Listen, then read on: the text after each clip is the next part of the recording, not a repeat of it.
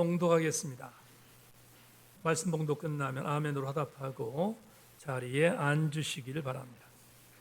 느헤미야 9장 1절부터 5절입니다.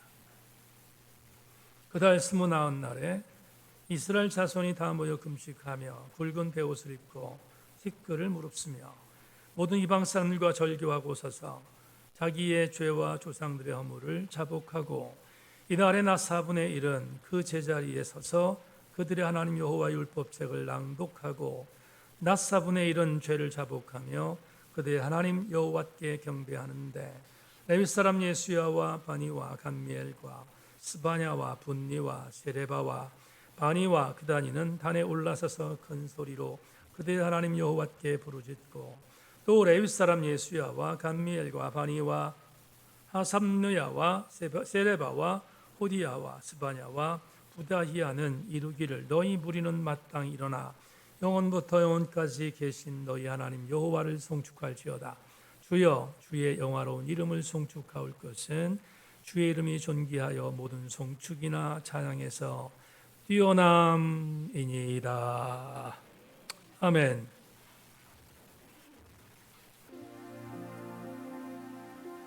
우리 기름 부음이 있는 찬양을 하나님께 올려드리고 말씀을 나눕니다.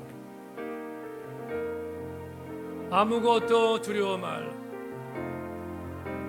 아무것도 두려워 말라. 주 하나님이 지켜주시네. 놀라지 마라. 겁내지 마라. 주님 나를 지켜주. 다시 한번 아무것도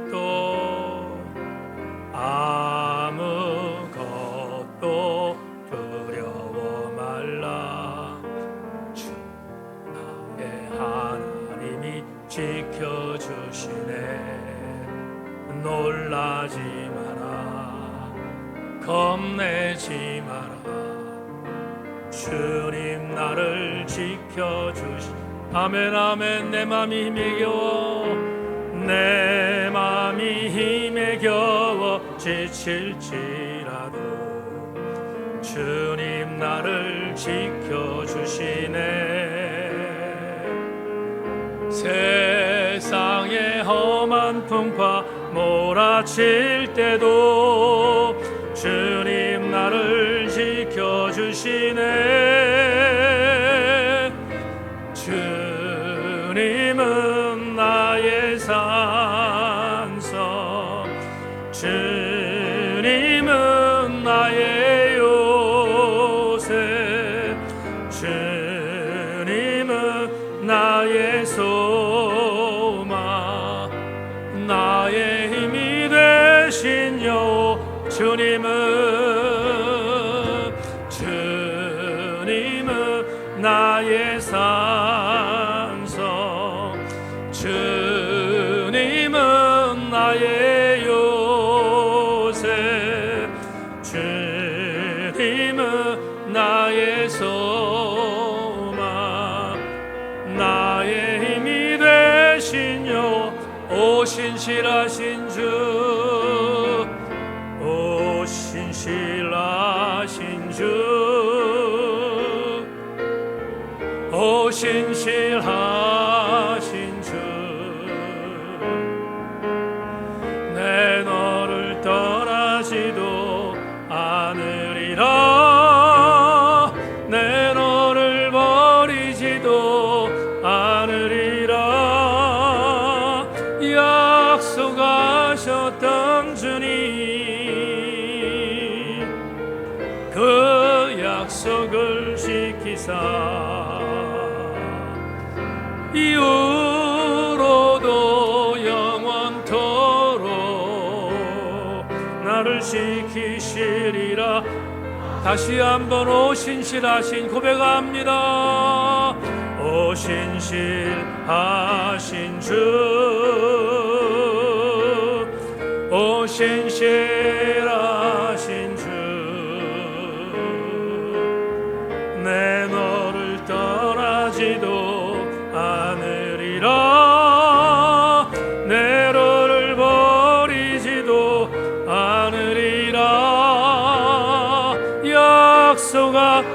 하셨던 주님, 그 약속을 지키사 이후로도 영원토록 나를 지키시리라 확신하, 나를 지키시리라, 나를 지키시리라 확신하네. 잇대어 있어야 합니다. 이런 제목으로, 흔히 쓰는 단어는 아니지만 이런 제목으로 여러분과 함께 말씀을 나누겠습니다. 우리가 오늘 예배 찬양으로 찬송가 9장을 불렀습니다. 찬송가 9장의 4절 가사는 이렇게 기록되어 있습니다. 주 앞에 나올 때 우리 마음 기쁘고 그 말씀 힘대어 새 희망이 솟는다. 고난도 슬픔도 이기게 하시고 영혼에 잇대어 살아가게 하소서. 우리의 자랑과 기쁨 생명의 하나님, 우리 예배를 받아 주시옵소서. 두 번째 4절의 두 번째 가사 한 말에 고난도 슬픔도 이기게 하시옵고 영혼에 잇대어 살아가게 하소서 라는 가사가 있습니다. 이 가사를 개인적으로 좋아합니다.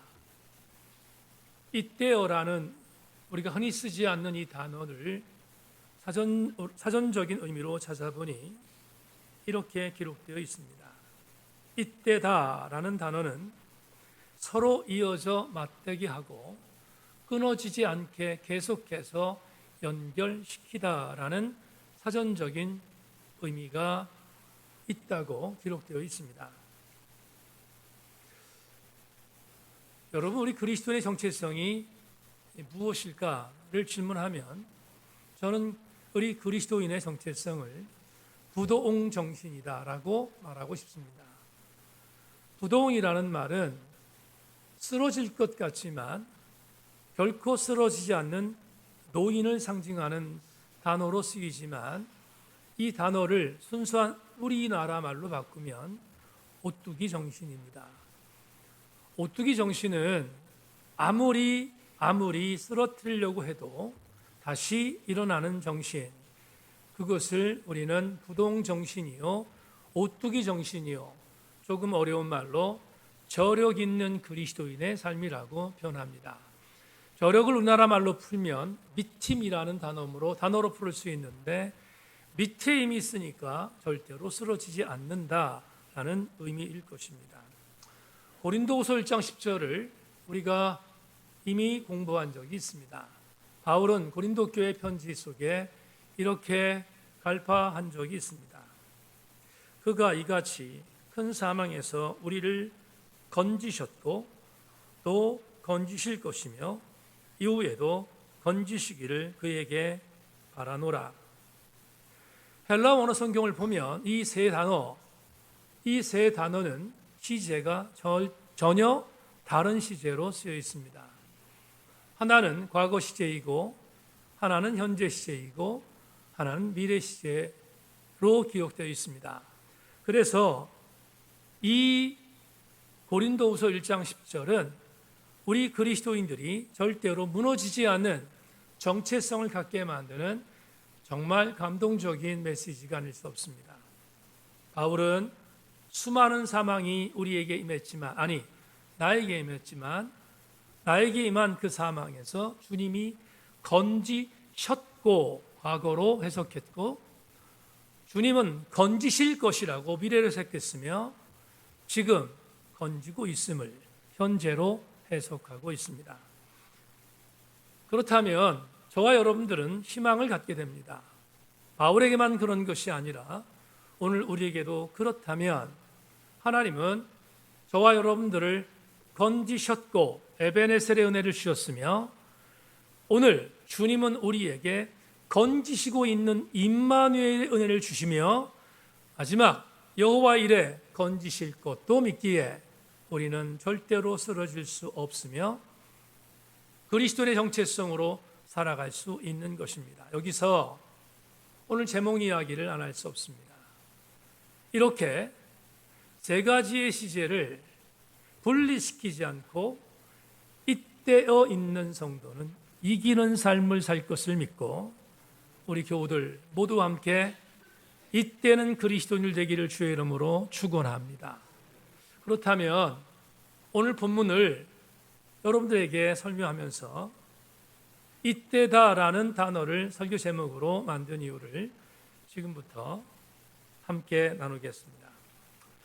여러분, 설교가 느헤미야 역사서를 함께 나누기에 집중하지 않으면 무슨 소리인지 알 수 없습니다.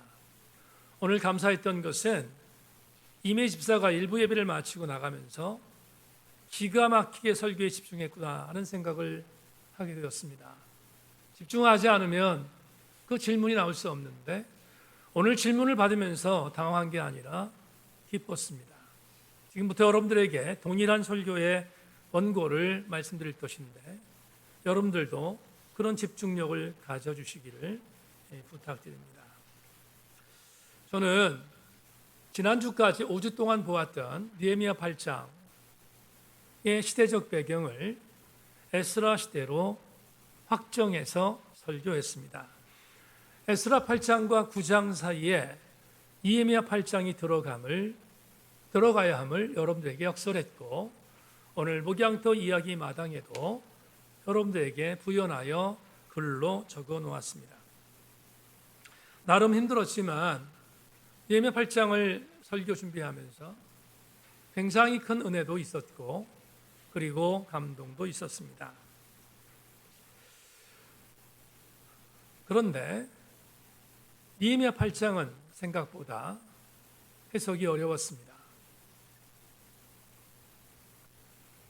느헤미야 8장의 시대적 배경을 어디다 설정할 것인가는 저뿐만 아니라 지금도 구약학자들 간에는 대단히 첨예한 논쟁거리이기 때문입니다. 하지만 저는 느헤미야 8장을 분명히 성경 텍스트는 느헤미야 8장 속에 삽입되어 있지만 느헤미야 8장은 여기에 기록되면 안 되고 에스라 8장과 9장 사이에 기록되어야 함을 여러분과 함께 전하며 나누었습니다. 이 말을 시대적 연표로 본다면 느헤미야 8장은 느헤미야가 3차 포로 귀환자로 돌아왔던 주전 444년 이후니까 주전 444년 이후의 시대적 정황으로 해석을 해야 되지만 그러나 그렇게 해석하면 안 된다고 말씀드렸습니다. 도리어 느헤미야 8장은 에스라가 2차 포로 귀환자로 귀환했던 주전 458년으로 보아야 하기 때문에 느헤미야 8장이 느헤미야 8장 안에 들어가 있지만 느헤미야 8장은 절대로 주전 444년경으로 해석하면 안 되며 458년경으로 해석해야 한다는 것을 여러 차례 설교했습니다. 그런데 한 가지, 이제 오늘 8장을 마치고 9장을 해석해야 되는데 9장도 시대적인 연표를 무시하면 안 되는, 왜냐하면 무시하면 본문이 해석이 안 되기 때문에 그렇습니다. 그래서 어렵지만 느헤미야 9장도 조금 더 집중해야 할 필요가 있음을 여러분들에게 선지하며 9장을 들어가겠습니다. 여러분, 우리가 일반적으로 알 때 느헤미야 8장과 느헤미야 9장은 연결되어지는 메시지로 읽을 수 있습니다. 충분히 그럴 수 있습니다. 그렇다면 느헤미야 8장과 느헤미야 9장을 같은 연표로 본다면 우리는 느헤미야 9장도 당연히 에스라 8장과 9장 사이에 들어가야 한다고 생각하는 것이 마땅합니다. 왜냐하면 느헤미야 8장이 에스라 8장과 9장에 들어가야 되니까 느헤미야 9장도 마땅히 그렇게 들어가야 된다고 생각을 합니다. 그런데 그럴 수 없습니다. 왜 없는지를 여러분들에게 설명하겠습니다. 2절을 보겠습니다. 오늘 본문 2절. 모든 이방 사람들과 절교하고 서서 자기의 죄와 조상들의 허물을 자복했다. 한 번만 더. 모든 이방 사람들과 절교하고 서서 자기의 죄와 조상들의 허물을 자복했다. 그러면 2절 본문에 있는 기사보고는 이제 설명하겠지만 이스라엘 신앙 공동체가 이방 여인들을 아내로 삼아서 혼합주의, 아주 하나님이 싫어했던 거지요. 혼합주의의 죄를 범했던 포로 이후 상황의 죄에 대하여 부흥회가 끝난 뒤에 그들이 회개한 뒤에 이런 일들에서 떠날 것을 선포한 내용을 확정해서 그래서 우리에게 보고하고 있습니다. 다시 9장 2절은 부흥회가 끝난 뒤에 우리가 잘못했구나, 이방 여인들과 결혼한 것, 이방 여인들과 함께 혼합주의의 죄를 범한 것은 잘못된 것임을 인정하고 회개했음을 보고하는 구절이 9장 2절입니다. 그런데 이 9장 2절의 이 보고 때문에 9장을 에스라 8장과 9장 사이에 조금 더 여러분 세부적으로 말한다면 9장 앞에 느헤미야 8장을 두고 느헤미야 8장 다음에 9장을 거기에 연결시켜야 한다고 생각하는 그 생각이 일반적인 상례인데 그럴 수 없다고 말씀드렸습니다. 왜냐하면 9장 2절 때문이라고 했는데 왜 9장 2절을 에스라 9장 앞에 둘 수 없는지를 여러분에게 한 단적인 증거로 제시합니다. 에스라 9장 1절로 2절을 읽겠는데 박 집사님 조금만 더 에어컨을 올려주시기를 부탁합니다. 추워하신 분들이 계셔서. 자, 9장 1절과 2절을 여러분들께 읽어드릴 테니까 여러분 자막을 통해서 잘 확인해 주시기를 부탁합니다. 9장 1절로 2절. 이루에 방백들이 내게 나와 이르되 이스라엘 백성과 제사장들과 아레이 사람들이 이 땅 백성에서 떠나지 아니하고 가나안 사람들과 헷 사람들과 브릿 사람들과 엽 사람들과 암몬 사람들과 모압 사람들과 애굽 사람들과 아모리 사람들의 가증한 일을 행하여 그들의 딸을 맞이하여 아내와 며느리로 삼아 거룩한 자손이 그 지방 사람들과 서로 섞이게 하는데 방백들과 구간들이 이 죄에 더 으뜸이 되었다 하는지라. 여러분 지금 에스라 9장의 1절과 2절의 보고에 의하면 에스라 시대의 정황은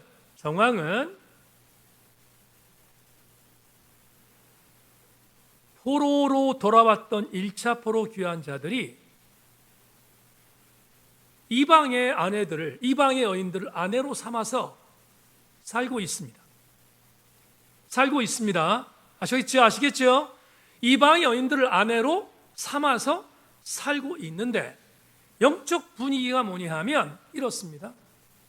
에스라가 지금 에스라 9장 1절로 2절에서 이 본문에 대한 것들을 고발하는 이유는 이런 이유 때문입니다. 이게 뭐가 죄냐는 거예요. 내가 이방여, 여기 나와 있는 가나안의 일곱 족속들의 출신의 여인들을 우리 유대의 아내로 삼은 것이 뭐가 잘못이냐는 거예요. 떳떳합니다. 당당합니다. 그들은 여인들을 아내로 삼은 것에 대하여 전혀 죄책감이 없는 상태, 그 상태를 9장 1절로 2절의 에스라서에서 보고하고 있습니다. 그러면 우리는 오늘 느헤미야 9장에 있는 본문이 왜 에스라 9장으로 가면 안 되는지를 알게 됩니다. 왜 그렇습니까? 서로 문맥이 맞지 않습니다. 느헤미야 9장에 있는 메시지는 이미 회개해서 이방 여인들을 다 내쫓은 상태를 의미하고 있는데 에스라 9장은 아직도 유효합니다. 그렇다면 느헤미야 9장의 문맥과 에스라 9장의 문맥을 섞어 놓으면 말이 되지 않습니다. 모순이다 이 말입니다. 그래서 느헤미야 8장과 동일하게 니에미야 9장을 에스라 8장 앞에 놓을 수 없는 이유가 여기 있다 이 말이에요. 그래서 분명히 말씀을 드리지만 니에미야 9장은 에스라 9장 앞에 놓일 수 없다는 결론에 도달합니다. 그러면 우리는 헷갈리는 것이 있습니다. 도대체 니에미야 9장을 어디에다가 놓아야 합니까? 라는 질문을 던져야 합니다. 분명히 니에미야 9장이 9장에 들어가 있는데 에스라 8장처럼 니에미야 8장처럼 에스라 9장 앞에 놓으면 좋겠는데 문맥이 맞지 않으면 어디다 놓아야 되는가 하는 질문을 던져야 합니다. 그건 저 같은 목회자는 신학자가 아니기 때문에 대답할 수 없습니다. 그래서 구약학자의 자문을 받아야 되겠습니다.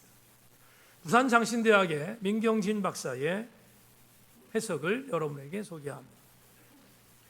요컨대 니에미야 8장과 9장은 본래 연속된 사건이 아니라 서로 독립된 자료에서 기원한 셈이다. 니에미야 8장은 본래 에스라 8장과 9장 사이에 있었고 니에미야 9장은 독립된 기원을 갖고 있다는 말이다. 민경진 박사의 해석을 읽다가 더 어려워. 구약학자들이 못된 점이 있습니다. 못된 점이 뭐냐면 좀 쉽게 쓸 걸 어렵게 씁니다. 그러니까 이게 더 어려워졌어요. 그래서 여러분에게 목회자는 그러면 안 되니까 해석하겠습니다. 여러분, 니에미야 8장과 9장은 붙여져 있잖아요. 지금 우리나라 성경에 붙여져 있잖아요. 네, 해석하겠습니다. 9장은 원래 붙여져 있는 장이 아닌데 후대에 다 이렇게 표현합시다. 니에미야 1장부터 8장까지 역사적으로 기록했습니다. 그건 니에미야 원사본에 있었어요. 원사본에 있었어요. 그런데 9장은 원래 없었습니다. 없었는데 왜 여기 붙었을까? 이유는 이것입니다. 후대에 서기관들이 아니면 역사를 생각했던 이 느헤미야 역사서의 저자군에 속해 있는 사람들이 느헤미야 9장을 이렇게 기록해서 여기에 붙여놓은 것이 좋을 것 같다 해서 붙였다는 거예요. 붙였다는 거예요. 그러면 다시 한 번만 독립적 자료라는 말이 무슨 말이냐면 이런 뜻입니다. 원래 느헤미야 9장은 느헤미야 역사서 안에 있지 않았지만 후대의 편집자들이 필요해서 여기에 갖다 붙여놨다는 것입니다. 그러면 우리는 이런 생각을 해야 합니다. 이게 맞는 건가? 이게 틀리는 건가? 민경진 박사의 말에 의하면 이렇게 말합니다. 느헤미야 9장은 독단적으로 생각해야지 이걸 여기다 붙여놓은 것을 그대로 인정하면 안 된다라고 가르치고 있는 거야. 자, 조금 더 쉽게 말하겠습니다. 느헤미야 9장은 역사가의 의도적인 편집이기 때문에 이건 전적으로 해석하는 자가 해석하여 가장 적절한 방법으로 성경을 해석할 수밖에 없다고 말한 것입니다. 그러면 저는 이렇게 해석할 수밖에 없습니다. 느헤미야 9장을 어디다 갖다 붙이는 게 낫는가? 분명한 말씀드리지만 에스라 9장 앞에 놓을 수는 없습니다. 그러면 문맥이 맞지 않기 때문입니다. 말씀드린 것처럼. 그러면 어디다 갖다 붙여야 되는 게 옳은가? 몰라요. 모르지만 이렇게 말씀드릴 수 있습니다. 느헤미야 9장은 에스라 시대에 어떤 시기에 갖다 붙이는 것이 적절하다. 다시 오늘 이마 집사님 이것 때문에 질문했는데, 근데 목사님 저는 느헤미야 10장까지 읽었는데 10장까지 읽다 보니까 느헤미야 9장을 느헤미야에도 붙여도 좋을 것 같은데 목사님 오늘 에스라 시대로 연결한 것에 대한 부분이 궁금해 질문했습니다. 놀라지 않는군요.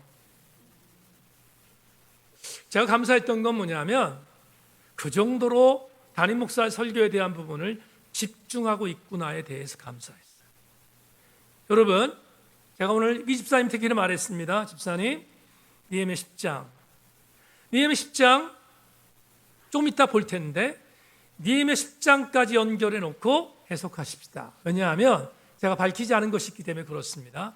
다만 오늘 여러분들에게 지금 느헤미야 9장을 느헤미야의 연대로 보지 않고 에스라 시대의 어떤 시대의 연배로 본다는 것을 좀 강조하고 있습니다. 왜냐하면 그렇게 해석해야 오늘 본문이 해석될 수 있기 때문입니다. 자, 여기까지만 말씀을 드리고 그리고 이렇게 전체적인 부분들을 이제 이어가겠습니다. 다시 역사로 가겠습니다. 이스라엘 신앙 공동체는 주전 587년에 멸망당했습니다. 바벨론의 느부갓네살에 의해서 멸망당했습니다. 멸망당한 이유는 두 가지입니다. 우상 숭배가 첫 번째요. 두 번째는 혼합주의가 멸망의 단초를 제공했다고 학자들은 말을 합니다. 여하튼 혼합주의와 우상 숭배 때문에 이스라엘은 주전 587년에 멸망당했습니다. 그리고 거기에 세워졌던 솔로몬 성전도 완전히 무너졌습니다. 더불어 말씀드린 것처럼 수많은 이스라엘 백성들이 바벨론 포로로 끌려가서 4차에 걸쳐서 비참한 삶을 살았습니다. 그런데 너무 다행스러운 것은 주전 587년에 끌려갔던 이스라엘 백성들이 바벨론이 존속되지 않고 주전 538년에 바사라는 나라가 바벨론을 멸명하여 바사의 고레스 왕이 바벨론을 점령했습니다. 점령한 뒤에 바사의 고레스는 이런 칙령을 발표했습니다. 지금 바벨론 시대에 끌려왔던 이스라엘 백성들이 너희들이 원하는 고국 땅 예루살렘으로 돌아간다고 생각하면 돌아갈 수 있다. 칙령을 발표했습니다. 바벨론 고국으로 가도 괜찮아 라고 허락하는 것입니다. 그래서 538년에 주전 538년에 꿈에도 그리던 예루살렘이라는 땅으로 1차 포로 귀환 자들 중에 42,300명이 돌아갔음을 설명드렸습니다. 그리고 그들은 주전 538년에 꿈에도 그리던 땅으로 돌아갔습니다. 돌아가고 그냥 있지 않고 성전을 건축하기 시작했습니다. 무너졌던 솔로몬 성전 그 건축터에 제2성전을 건축했습니다. 그게 제2성전 수룹바벨 성전입니다. 수룹바벨 성전은 건축의 속도를 바라면서 잘 건축되었습니다. 그런데 여러 가지 방해 공작이 있었습니다. 방해 공작이 있어서 건축되던 수룹바벨 성전이 16년 동안 건축이 중단됩니다. 이걸 안타깝게 여겼던 예언자 학계는 더 이상은 안 되겠다 생각하고 제2성전 수룹바벨 성전 재건을 독려하기 시작했습니다. 독려했을 때 학계 예언자가 이스라엘 신앙 공동체 1차 포로 귀환자들입니다. 1차 포로 귀환자들에게 독려했던 메시지를 학계서 2장 20절로 23절이 우리에게 보고하고 있습니다. 제가 유진 피터슨의 메시지 번역으로 학계서 2장 20절로 23절 읽겠습니다. 자막 보십시오. 아홉째 달 24일 기억할 만한 이날에 하나님의 메시지가 두 번째로 학계에게 임했다. 유다 총독 수룹바벨에게 전하라. 내가 모든 것을 뒤흔들어 놓을 것이다. 모든 것을 뒤집어서 처음부터 다시 시작할 것이다. 정부를 전복시키고 강대국들을 멸할 것이다. 무기와 병기들을 없애고 군대를 혼란에 빠뜨려 저희끼리 서로 죽이게 만들 것이다. 이것은 하나님 메시지다. 그날에 내가 너 스알델의 아들 수룹바벨을 내 종으로 삼을 것이다. 내 주권과 권위를 보이는 징표 나의 인장으로 쓸 것이다. 내가 밭을 살펴보고 너를 이 일의 일꾼으로 택했다. 만군의 하나님의 메시지다. 여러분, 학계 연자가 두 가지를 약속합니다. 지금 제2성전 재건을 중단한 이스라엘 포로 귀환자들에게 두 가지를 약속하며 성전을 건축하라고 독려했습니다. 첫째, 만에 하나 제2성전이 재건되면 나 하나님은 유대의 독립을 약속한다. 이렇게 말합니다. 유대를 독립시킬 거야. 나라가 없지만 우리나라처럼 광복시킬 거야 라고 약속했습니다. 첫 번째 약속입니다. 두 번째, 만에 하나 제2성전을 재건하면 재건하는 너희들에게 내가 복을 줄 것이야 라고 약속했습니다. 복을 주고 성전 건축이 완공되어지면 나라를 회복시킬 거야 라고 약속했습니다. 그래서 포로 귀한 자들은 하나님의 약속을 믿고 학기 연자의 약속을 믿고 중단됐던 16년 동안의 성전 재건에 다시 박차를 가하기 시작했습니다. 그리고 드디어 여러분 잘 아시는 것처럼 우여곡절 끝에 주전 515년에 비록 솔로몬 성전에 비해서는 볼품없었지만 그래도 제2성전 수룹바벨 성전을 완공한 것입니다. 여러분 주전 515년에 제2성전이 완공되었기에 그 성전을 완공한 백성들은 뭘 기다렸겠습니까? 그들이 기다렸던 두 가지가 있었을 겁니다. 첫째, 우리나라는 해방될 거야. 두 번째, 우리는 잘 살게 될 거야. 그렇지 않겠습니까? 하나님이 약속한 건데, 학계를 통해 약속한 건데. 그런데 515년 성전을 재건해 놨는데 여러분 에스라가 몇 년에 돌아왔다고요? 458년에 돌아왔습니다. 엄청난 시간이 흘렸습니다. 근데 왜 하나님께서 에스라를 예루살렘에 보냈을까? 하나님도 급했습니다. 왜냐하면 학계를 통하여 예언했던 메시지가 하나도 이루어지지 않았습니다. 나라도 그대로였고요. 독립은 요원했고요. 이스라엘 백성들은 더 피폐해졌습니다. 잘 산다고 약속했는데 피폐해졌습니다. 그러니 이스라엘 1차 포로 귀환 자들은 당연히 이 마음을 가졌습니다. 우리가 하나님께 속았다. 야, 하나님이 우리를 속였네? 학계 연자 도둑놈이네? 생각하지 않았겠습니까? 그러니 그들이 하나님께 속았다는 반증으로 행한 것은 막 사는 것이었어요. 그 막 사는 것에 오늘 본문과 연관하여 대표적으로 하나를 말씀드린다면 주전 587년에 이스라엘 백성들이 멸망했던 단초는 혼합주의라고 했습니다. 혼합주의가 뭐예요? 가나안의 이방 족속의 여인들을 아내로 삼았습니다. 아내로 삼고 그들을 아내로 삼은 것을 자랑스럽게 삼았습니다. 왜 자랑스럽게 삼았는가? 이유는 간단합니다. 하나님께 당한 배신을 갚는 것입니다. 그래서 그들은 이방 여인들을 마음대로 드렸습니다. 망가진 단적인 증거입니다. 하나님이 그대로 둘 수 없었습니다.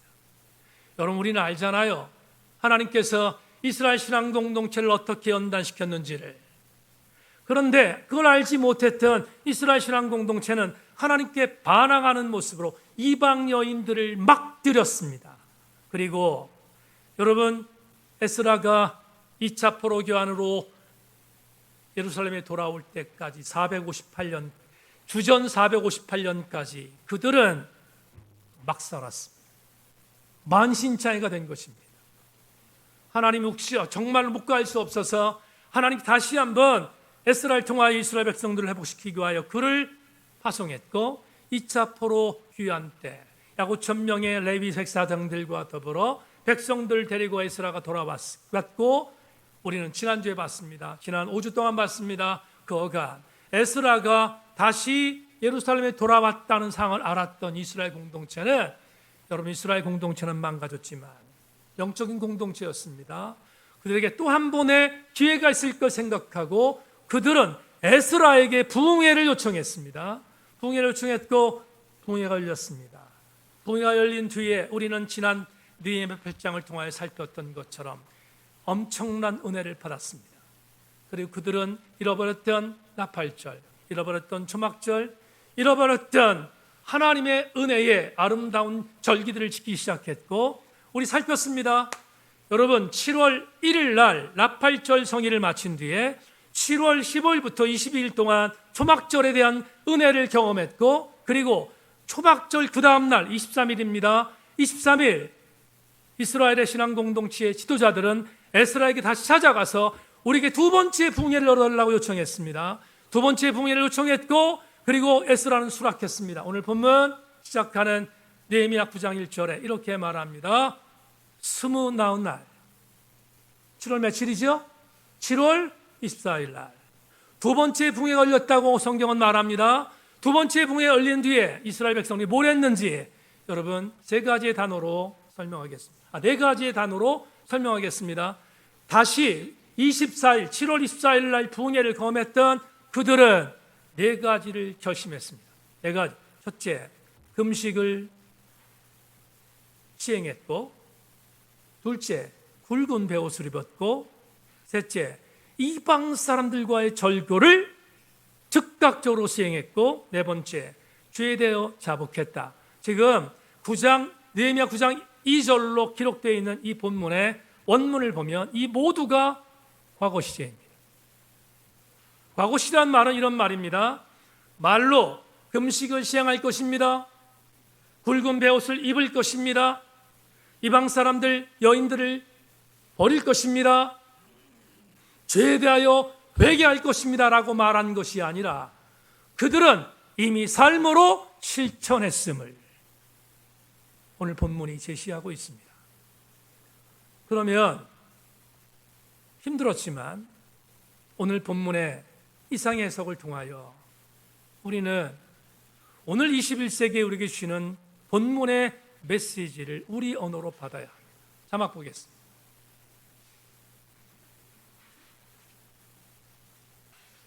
오늘 이 본문을 여러분에게 집요하게 설교한 이유가 있습니다. 조금 전에 말씀을 드렸는데 자막 보십시오. 오늘의 말을 보십시오. 여러분 금식을 시행했고 굵은 베옷을 입었고 이방 사람들과 절교했고 죄에 대해서 완전히 단절되겠다고 이미 그들은 시행하고 있었습니다. 그렇다면 우리 오늘 이 말씀을 통하여 얻는 은혜가 있습니다. 이제 말씀드리겠지만 이스라엘 신앙 공동체는 만신차에 되었던 삶의 모든 뒤안길들을 돌아서서 부흥회를 경험한 뒤 그들은 삶과 그리고 말씀과 그리고 기도하는 삶, 이 세 가지를 서로 잇대기로 결심하여 시행했다는 것입니다. 이게 왜 중요한지를 이제 설교하겠습니다. 여러분, 이 세 가지는 신앙생활의 3요소이기 때문에 그렇습니다. 신앙생활의 3요소가 뭔가? 조금 전에 삶, 의지적인 요소입니다. 말씀, 지적인 요소입니다. 기도하는 삶, 정적인 요소입니다. 적어도 이스라엘 신앙 공동체는 수문학 광장의 부흥회를 경험하고 또 한 번 요청했던 2차 부흥회를 경험한 뒤 그들은 잇대기로 결심했습니다. 뭐를? 지적인 신앙과 정적인 신앙과 의지적인 신앙 세 가지를 분리시키지 않고 서로 잇대 신앙의 승리를 경험하기로 결심한 것입니다. 이것은 말이 아니었습니다. 실천이었습니다. 오늘 우리는 본문에 주어져 있는 3절과 4절을 통하여 정말 중요한 교훈을 얻게 되는데 3절, 4절을 보십시오.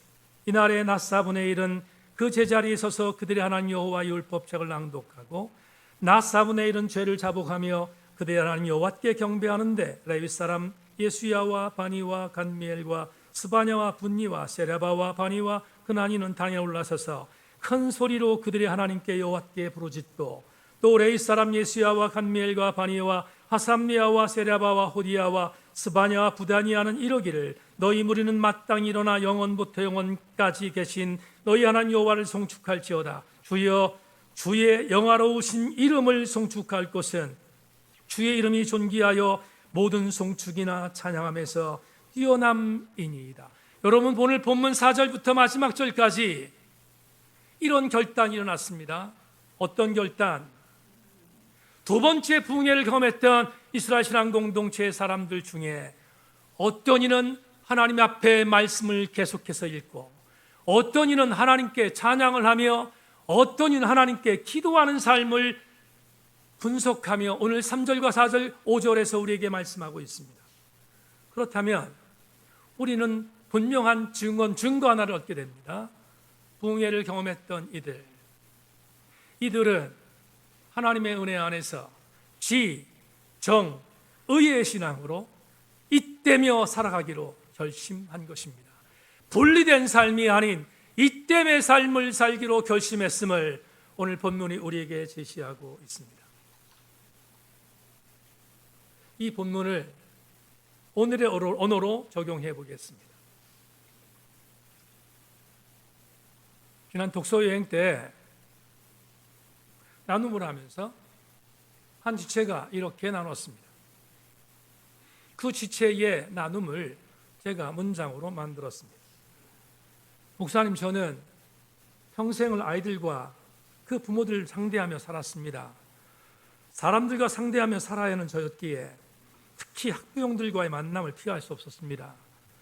지나온 세월들을 뒤돌아보면서 제가 아프지만 느낀 것이 하나 있습니다. 유아들을 지도하다 보면 정말로 힘든 사람들 중에서 상당수가 기독교인이었다는 점입니다. 타종교를 믿거나 아예 종교를 갖지 않고 있는 부모들은 그렇게 나를 힘들게 하지 않았는데, 유독 힘들게 한 사람들을 추적하다 보면 예수 믿는 사람들이었습니다. 방어 기제인지는 모르겠지만 그러다 보니 나 또한 그리스도인 것을 표명하지 않고 살았던 것 같습니다. 여러분, 지체 한 명의 이야기입니까? 그렇습니까? 여러분은 이런 경험 해보신 적이 없으십니까? 장담하거니와 아마도 이런 경험을 엄청나게 했을 것입니다. 그러면 질문해 보십시다. 예수 믿는 자들이 왜? 후보에 아멘 하잖아요, 카톡으로. 여러분, 예수 믿는 자들이 왜 이럴 수밖에 없을까? 이유가 뭘까? 여러분, 추론하지만 답할 수 있습니다. 이유는 오늘 설교의 전체 내용을 아우르는 것처럼 지, 정, 의의 신앙이 분리되어 있기 때문입니다. 지, 정, 의의 신앙은 잇대어져 있어야 하는데 잇대어져 있지 않고 분리되어 있습니다. 그러니 내가 신앙의 여정 안에 살고 있는 그리스도인으로 잘 살아가는지조차도 모릅니다.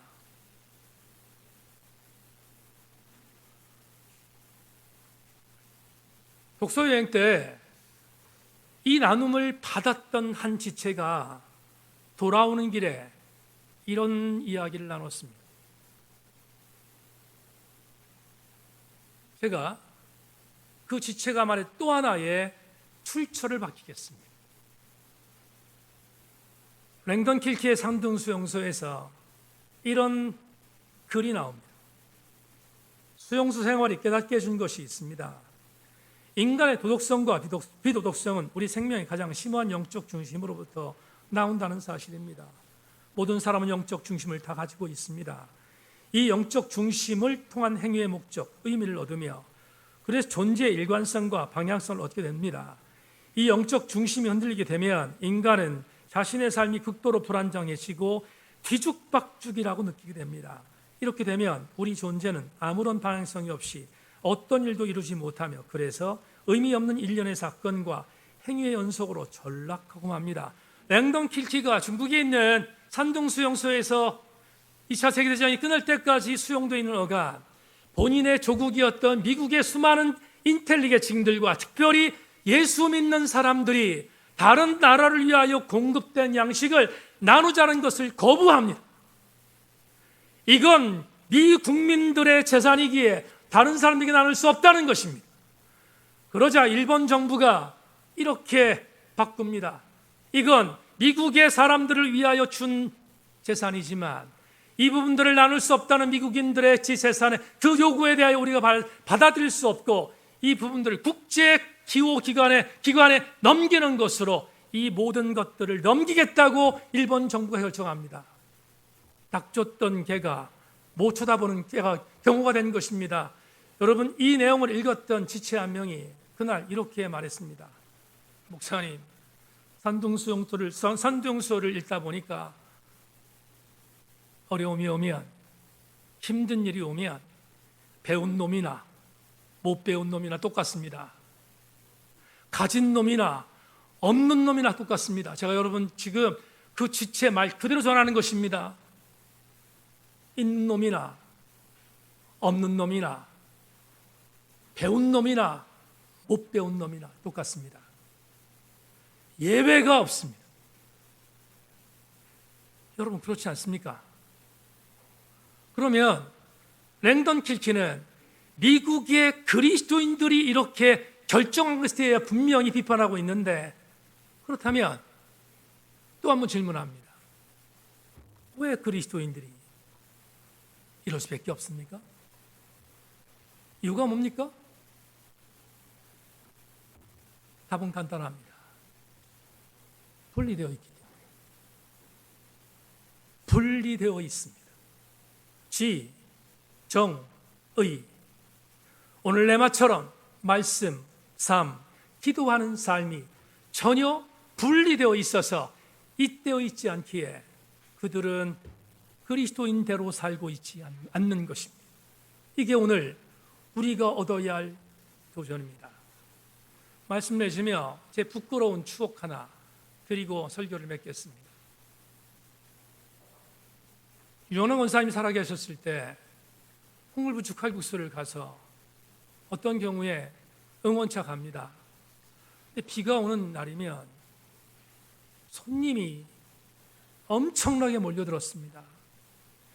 유원영 원사님이 살아계실 때 비가 오면 비 오는 날 왜 칼국수 먹습니까? 어떤 분이 그러더라고요. 왜 칼국수 먹고 싶습니까? 그랬더니 먹고 싶으니까요. 나도 그건 알아요. 근데 비 오는 날 칼국수 장사들 잘하잖아요.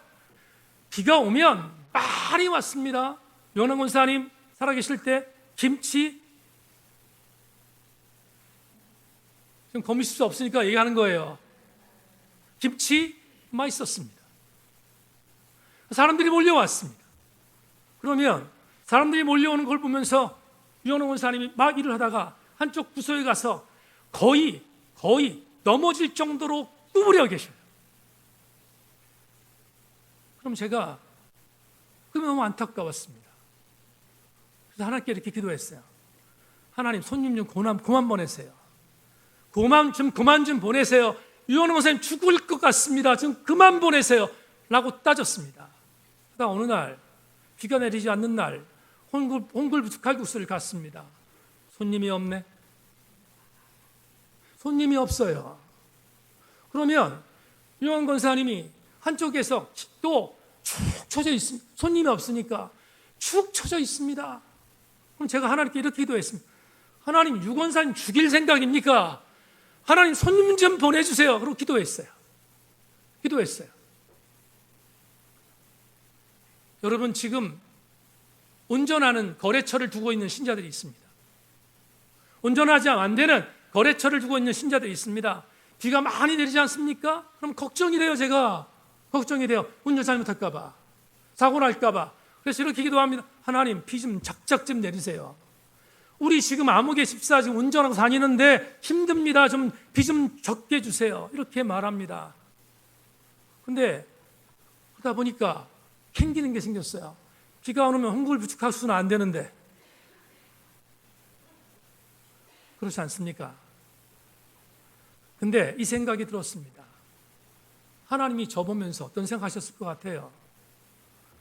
참 대책 없는 목사다 생각하지 않았겠습니까? 어떻게 지 맘대로 기도하지? 그런 생각 안 했겠습니까? 제가 이 말씀 드리려고 해요. 여러분,